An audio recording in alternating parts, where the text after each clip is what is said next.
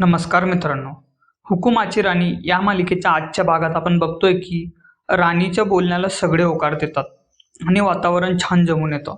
आता पूजेची किंवा कार्यक्रमाची सुरुवात करायची का असे सगळे विचारतात. सगळेजण काम सुरू करायला तयार असतात, पण राणी मात्र लगेच नाही म्हणते आणि सर्वांना तिथेच थांबवते.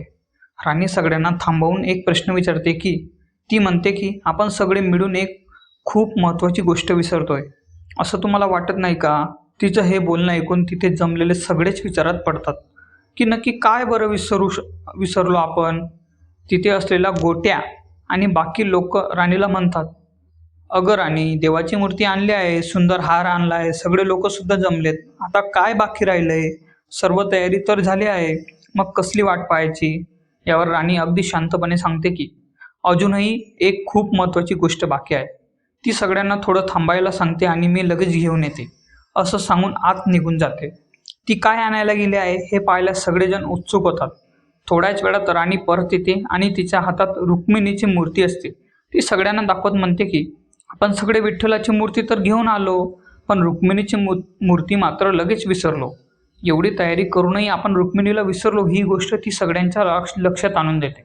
राणी पुढे म्हणते की आषाढी एकादशी असो वा कार्तिकी असो, आपण सगळे फक्त विठ्ठल विठ्ठल करत राहतो, पण त्या विठ्ठलासोबत गेली 28 युगे विटेवर खंबीरपणे उभी असणाऱ्या रुक्मिणीकडे मात्र कोणाचं लक्ष जात नाही.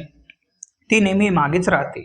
रुक्मिणीबद्दल बोलताना राणी सांगते की ती अख्खा संसार सांभाळते, सगळी दुःख सुख स्वतःच्या खांद्यावर झेलते, पण तरीही तिची दखल कोणी घेत नाही. तिला कायमच मागे राहावं लागतं. ती खंत राणी तिथे बोलून दाखवते. या रुक्मिणीच्या मूर्तीवरून राणी आपल्या घरातल्या परिस्थितीबद्दल सांगते.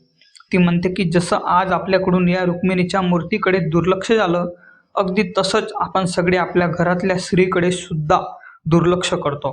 तिच्या कामाची आपण कदर करत नाही. राणी अतिशय सोप्या शब्दात सांगते की आता हे सगळं बदललं पाहिजे. घरात रात्रंदिवस खपणाऱ्या आणि सगळ्यांची काळजी घेणाऱ्या प्रत्येक स्त्रीला तिचा मान सन्मान मिळालाच पाहिजे. तिला तिच्या हक्काचं प्रेम मिळणं खूप गरजेचं आहे.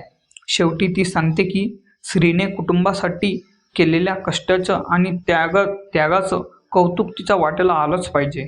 फक्त विठ्ठलाची पूजा करून जमणार नाही, तर घरातल्या रुक्मिणीचा म्हणजे स्त्रीचा सन्मान करणंही तितकंच महत्त्वाचं आहे. हा सुंदर संदेश या प्रसंगातून आपल्याला मिळतो. धन्यवाद मित्रांनो.